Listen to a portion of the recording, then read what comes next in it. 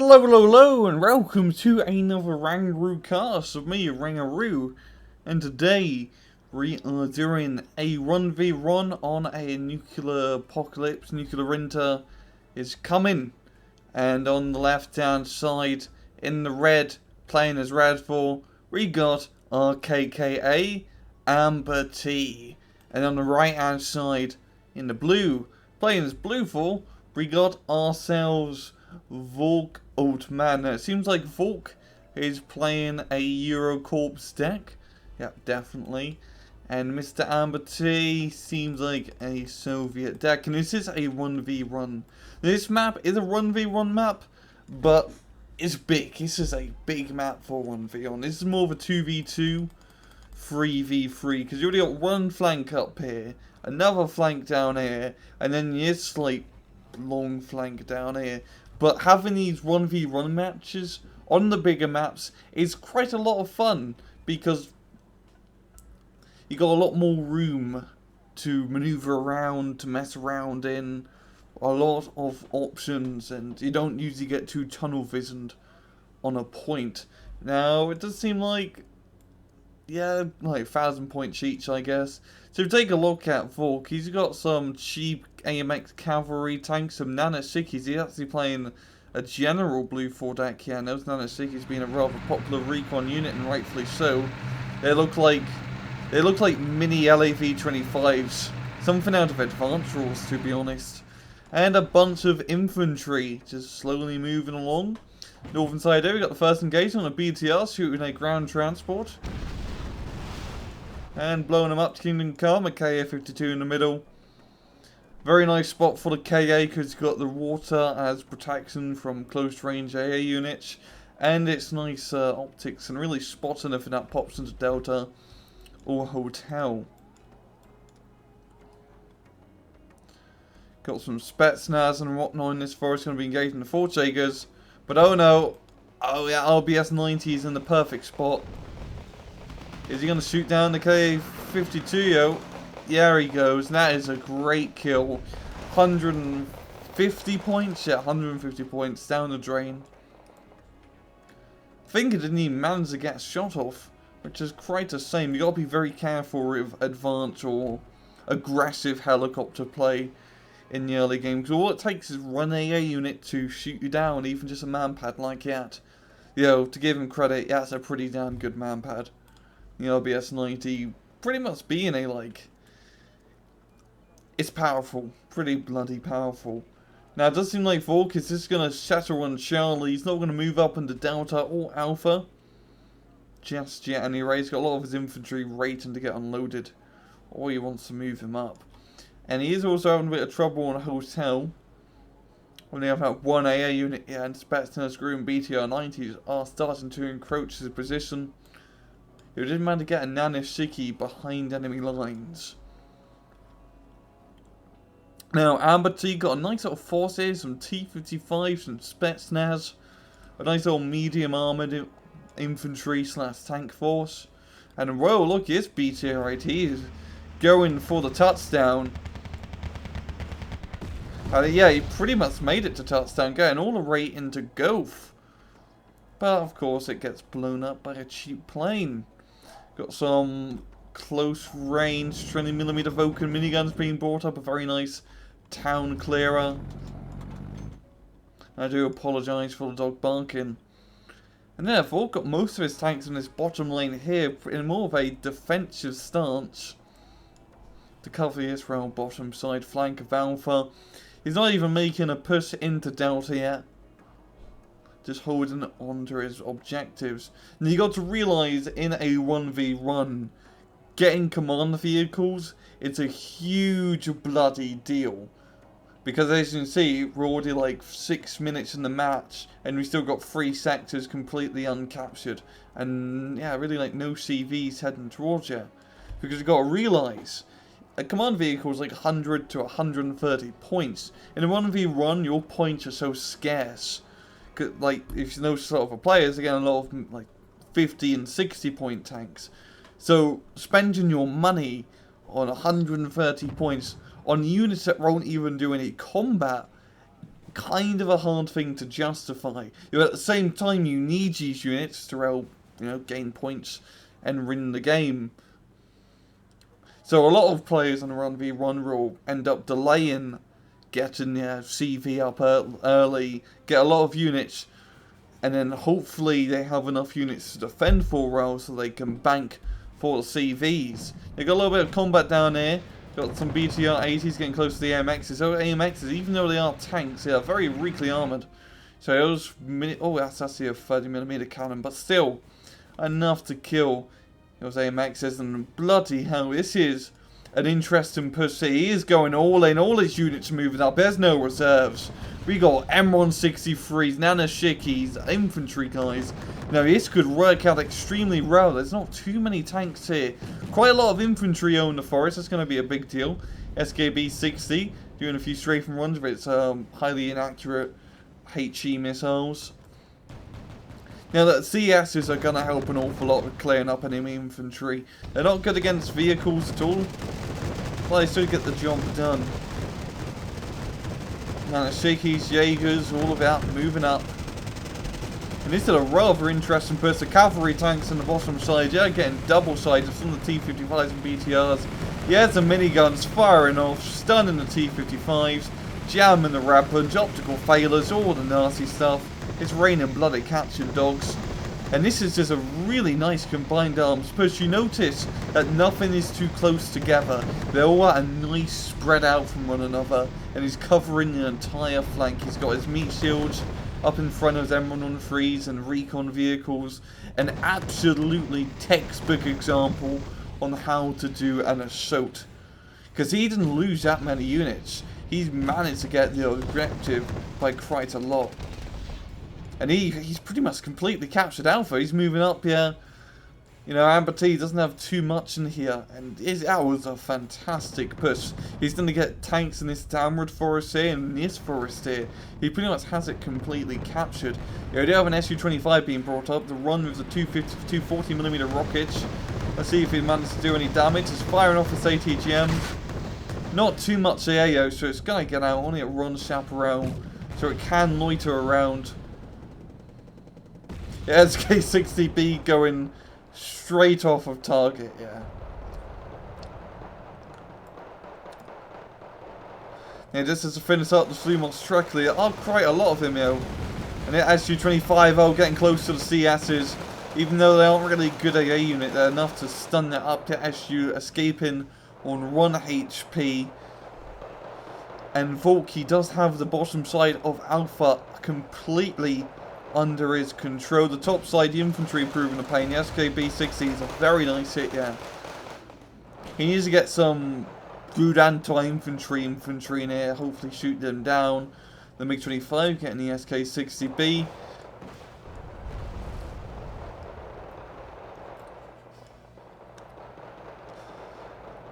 As to me, it's a rather interesting plane. You don't really see it run all too often. I believe in airland battle, in the early stages of airland battle before the big patch, yeah, it was the Bluefall plane that dropped smoke bombs. Not high explosive I kill you bombs, but smoke. Not exactly useful, but then they changed it to unguided high powered missiles, which is quite a lot better. Same with the Czechoslovakian Delphin. Yeah, that thing only shot smoke bombs, but now it shoots something useful. Missiles on napalm. Or bombs on napalm. Now, Volk does have a lot of infantry pouring into the objective, and rightfully so. We've got a nice town here to take advantage of. Now, he just needs to clear out Eastmont Strackley. Got some Fouchakers moving up. And he pretty much has this completely locked down, open field covered up here and down here. And this is a good spot, because he can stop anything moving into Delta. He kind of has it surrounded. He can still get resupplied from Echo. And what is this? This Nanashiki. Now, this is a big deal. There's nothing back here. His commando, no AT capabilities whatsoever. So if he can spot this one unity, he can knock out Echo. Here we got an Mi-24 Hind being brought up. Probably try and spot the Nanashiki, but the Nanashiki does have that autocannon, so it might be enough to kill it. But that's some very sneaky play. Definitely a Japanese ninja. And the Australia taking refuge in this one town. They are beat up for only 5 RPGs left. Shot quite a bit of it. Still got quite a lot of their small arms ammo. It's mainly the rocket launchers they ran out of. And they've got Motor Stragglies trying to get close into the M113s. Just in range of the RPGs. And Volk is now gaining that +1 lead with Amber already at 165 points thanks to his objectives up top.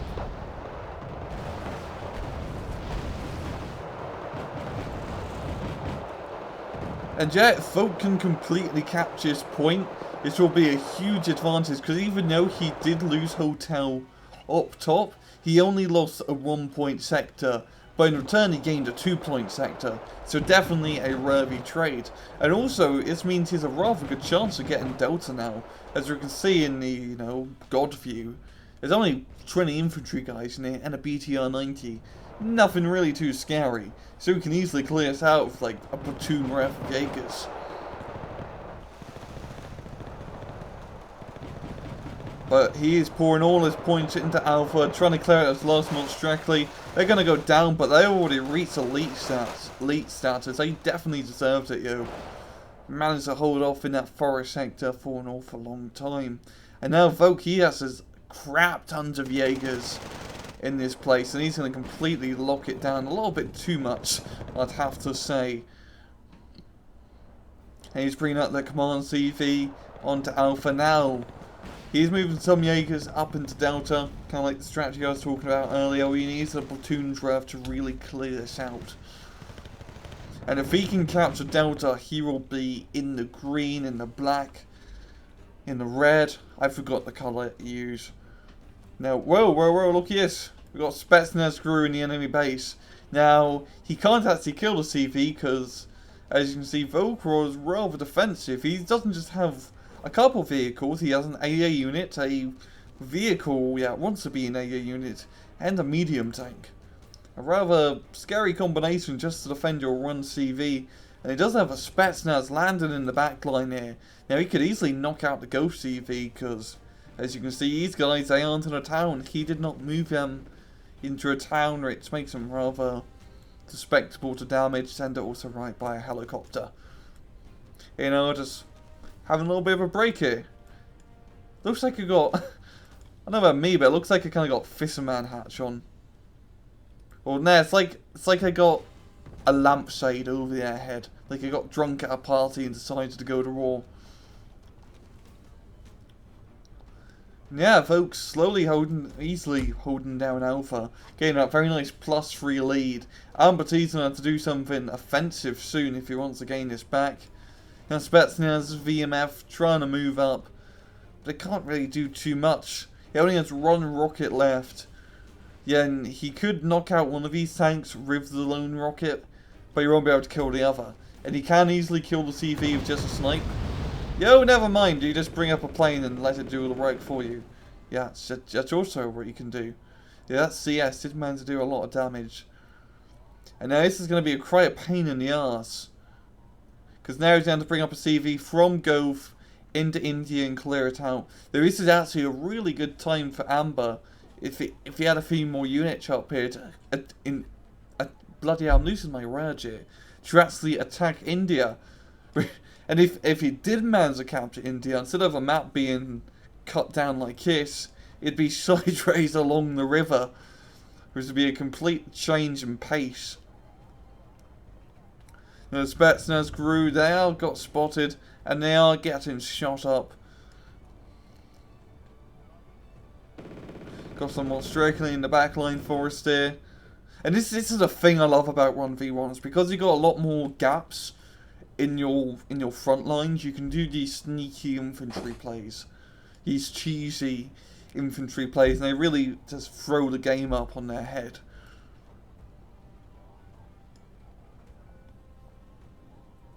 Now they have quite a bit of an offensive over here. A lot of these units shooting at each other. Now that is a lot of T-55s. Now this thing right here, all these T-55s, this is exactly what NATO was scared of in the 50s and 60s. A huge line of Russian tanks just breaking through the Foda Gap. And there isn't really too much in terms of heavy armor here, so they're going to be able to move up quite nicely. But once they get into the forest, it is going to go not too well, I guess. You've got the Jaegers, a lot of infantry in this town. This will be a hard place to capture. Though they can easily move up around here, and they could actually cut off Alpha if they just flank around the town and ignore it. But yeah, a lot of T-55s. This right here, it's this what the Americans are scared of. And Germans, Polish, English, Spanish, I guess, as well. Swedish, Norway, Finland, Denmark. They're all scared of the big Soviet tank bus. And AmberT has taken it into effect.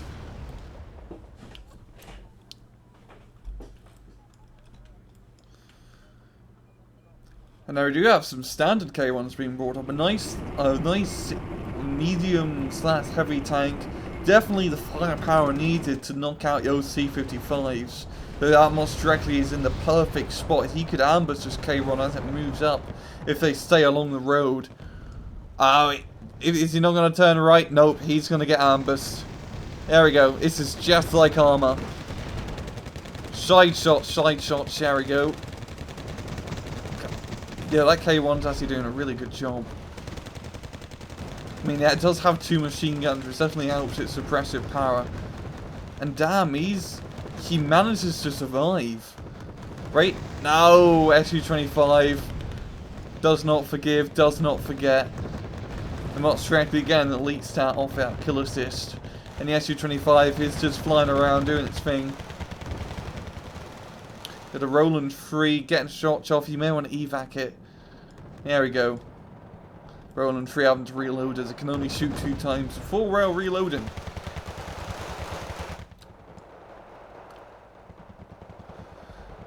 And AmberT is doing a very nice counter push here, or, you know, pushing back into the sector that is rightfully his. And still nothing up in India. It's the thing about Volk, he can either get India back under his control and risk losing Alpha, or send all his units into Alpha, which he's doing right now. And he has a big risk of losing India if AmberT just brings up one command unit. Because the Leopard and whatnot up here, they're over docile, they're just hanging out in the back. But AmberT is also pretty much as focused on capping Alpha, and away he goes under his control. And those Su-25s, I say, are doing a fantastic job. Because they're not just great anti-tank units, you can also kill off those infantry in the towns rather easy with its big-ass dumbfire rockets. He's not directly down here doing a good job holding off. PT-76 giving off some suppressive fire. And the Su-25 having to evac out of ammo. And that Volk needs to start getting some more AA up because he is completely naked. Yeah, those Su-25s are just going to continue barraging his units. And because it's an open ground, it's just going to be easy pickings.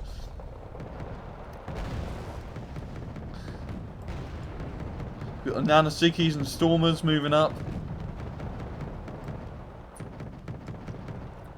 Just some close long-range skirmishes in the open.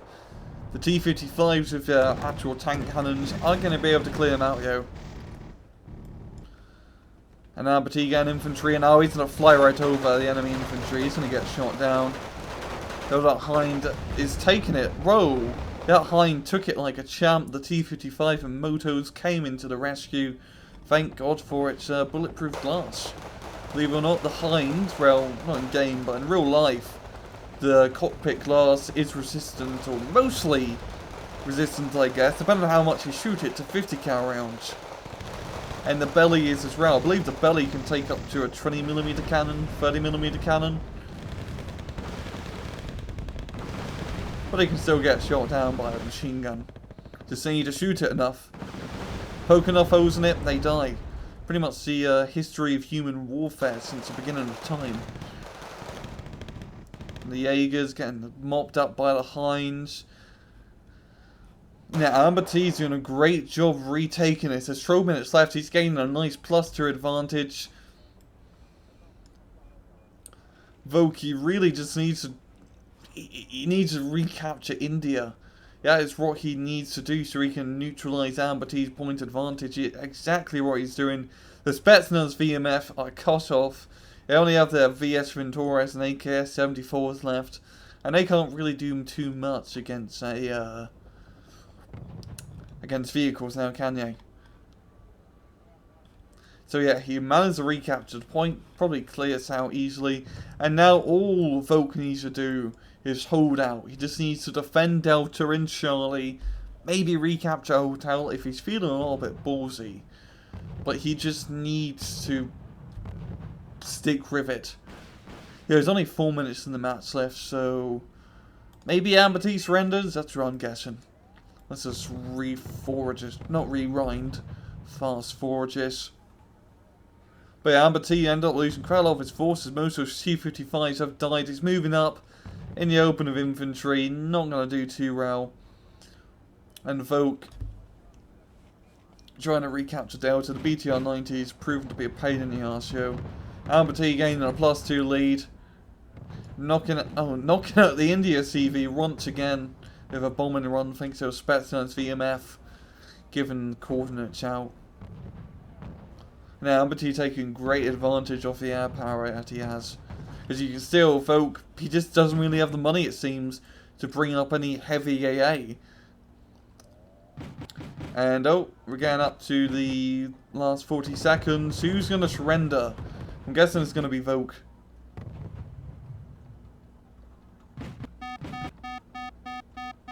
And, oh. Yeah, AmberT is the victor, and that'll be GG to him. Looking at kills, he did manage to get the kill advantage, and bloody hell, that was a quality match. An absolutely fantastic 1v1 against two very highly skilled players. Great pushes, great use of the flanks. AmberT knocking out the India CV was one of his first reasons how he managed to come back from that, because Volk was completely dedicated on attacking that alpha flank. And even though he did manage to get a lot of units in there, AmberT, also secondly, he has the air power. Those Su-25s, I would love to see the kill counts for them, because they probably right to the floor with Volk's entire ground army. And Volk didn't manage to get enough AA, and AAA did get up, managed to get either killed by the Su-25s or by the Su-24 seed aircrafts, and a very nice use of the T-55s and pretty much armor pushing Volk's armored defense on Alpha, and that was a great match. Fantastic play. And I really love seeing these high-skilled 1v1s. If you do have more games like this, please send them to me, because it's a rather nice difference to the hectic 2v2, 3v3s, 4v4s, where it can be really hard to focus on all the flanks. Right, yes, it's very nice, concentrated, and the small skirmishes that you get have a lot of micro in them and a lot of great play. I hope you guys enjoyed that match, because that was honestly a lot of fun on my end. And well, I'm going to leave it at that. And this has been another Rangroo cast. I hope you guys enjoyed the video. And as usual, please just take it easy.